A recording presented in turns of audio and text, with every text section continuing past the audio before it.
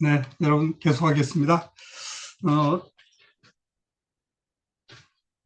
한국형 삼축 체계를 얘기하다가 이 세 가지 킬체인과 KAMD, KMPR 세 가지를 얘기하고 지난 파트에서 마무리했죠. 계속하겠습니다.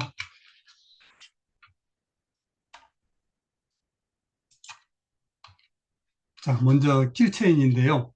킬체인의 개념이 이제 사실은 북핵 미사일 위협의 가장 핵심이죠.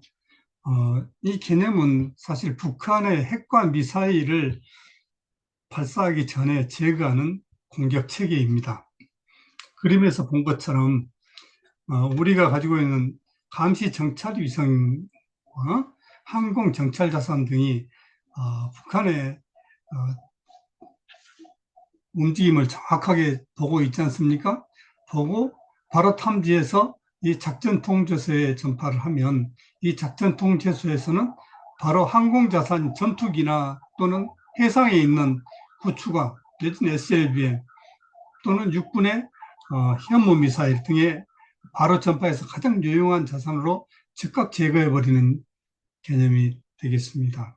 지금 이 부분도 사실은 이번 이란, 이스라엘의 사례를 보면 충분히 전쟁 발생 초기에 이런 부분을 정확하게 보고 타격해 낸다면 충분히 유용한 기술이 되고 대응책이 된다고 봅니다.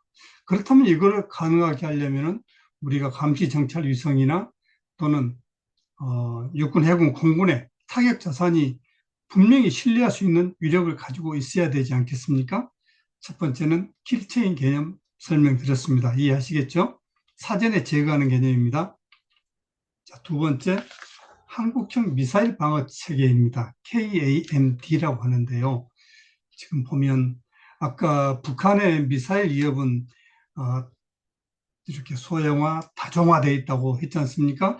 그에 대응해서 우리도 미사일 방어 체계도 이렇게 지금 현재 제시된 것만 해도 7가지가 제시가 되어 있잖아요.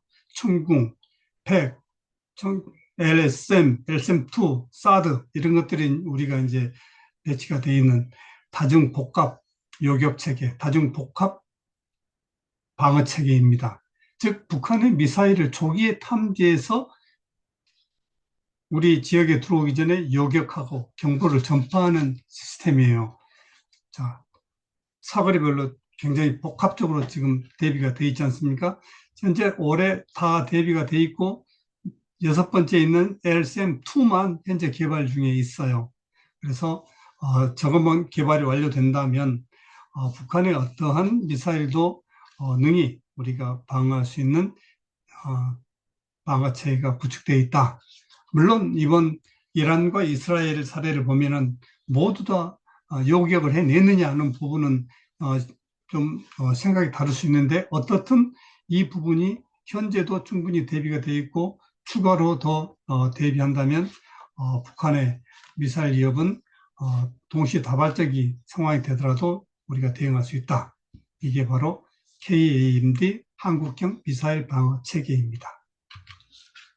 세 번째는 대량 응징 보복 KMPR입니다. 전시가 돼서 이제 우리가 북한이 어떤 우리에게 위협을 가했다면 바로 대량 응징이 가능한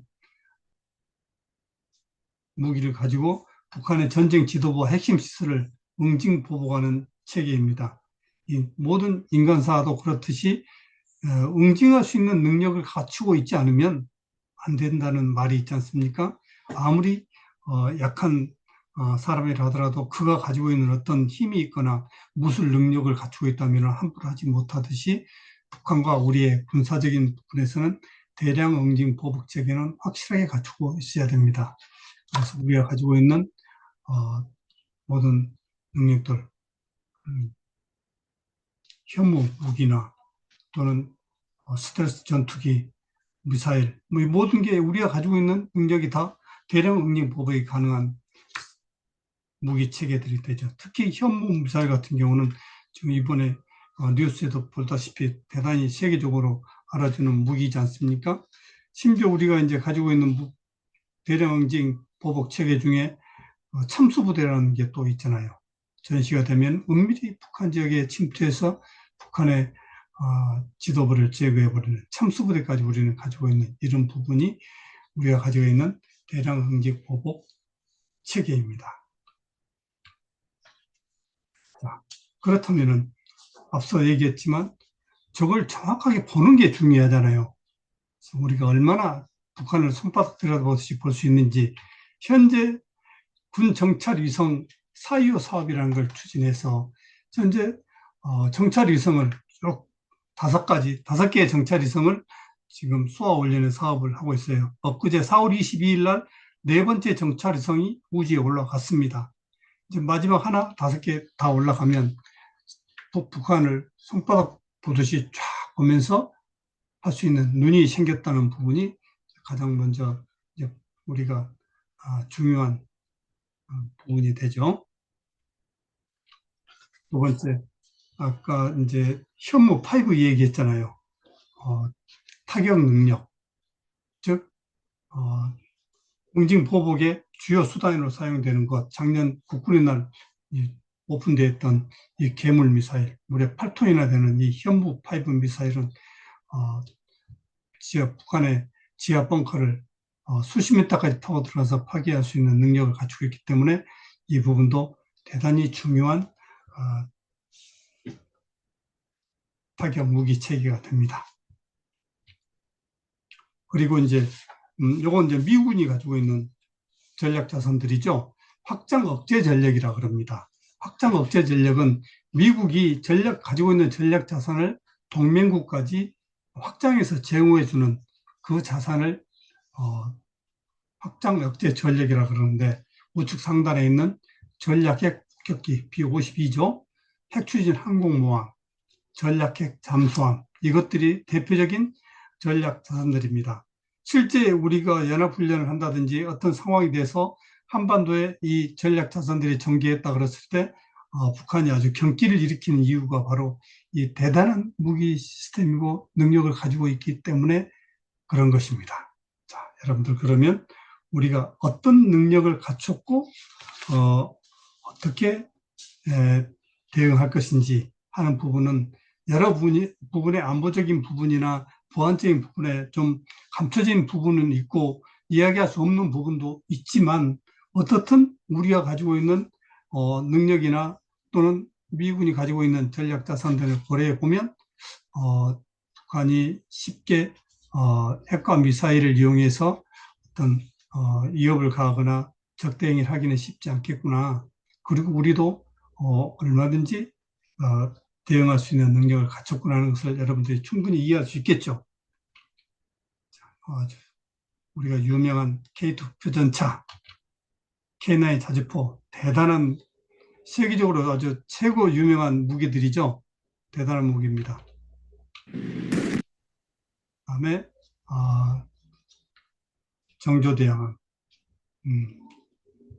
탄도미사일을 요격할 수 있는 능력을 갖췄죠. 정조대왕함, 구축함이죠. 첨단 잠수함, SLBM이 탑재되어 있는 신체호함, 이것도 대단한 최고 수준의 무기들입니다. 공군이 가지고 있는 F-15K, 우리 주력 항공기죠. F-35 스텔스 전투기입니다. KF-16 차세대 전투기, 우리 국내에서 생산해내죠. 그러면은 스텔스 전투기나 F-35 스텔스 전투기는 뭐 거의 스텔스이기 때문에 북한 지역에 들어가서 평양까지 가서 임무 수행하는 데는 문제 없잖아. 이번에 이스라엘에서 하는 거 봤지 않습니까? 충분히 가능한 무기입니다. 차세대 전투기 KF-16도 이제 우리나라에서 만들고 있는 전투기잖아요. 이것도 스텔스 기능을 가지고 있습니다. 현재는 전투기 세대를 보면 4.5세대 정도 되는데 조금만 더 기술 발전시키면 이 스텔스 전투기를 우리 자체에서 다량으로 생산해서 전투를 수행한다면 공군 제공권을 확실하게 제압하는 상태가 되지 않을까 생각이 듭니다. 우리가 세계 5위의 군사 강국이에요. 북한은 세계 34위입니다. 핵과 미사일을 제한다면 우리하고 잽이 안 되죠. 충분히 우리는 북한의 위협에 능히 대응할 수 있고 제압할 수 있는 막강한 군사력을 갖추고 있기 때문에 우리는 북한의 핵 위협이 어떻게 고도화되냐 하는 부분을 잘 관리하면서 우리가 안보, 국방 정책, 군사 정책을 추진해 낸다면 우리 한반도의 평화를 유지하면서 먼 미래에 우리가 남북이 굳이 지금 이란, 이라크처럼 또는 우크라이나처럼 이렇게 나라의 모든 산업시설, 우리들의 삶이 흐트러지지 않고도 남북이 함께 한민족으로서 잘 살 수 있는 어떤 세상으로 만들어가지 않을까 하는 생각이 듭니다. 여러분들 오늘 강의는 여기까지 마치겠습니다. 수고하셨습니다.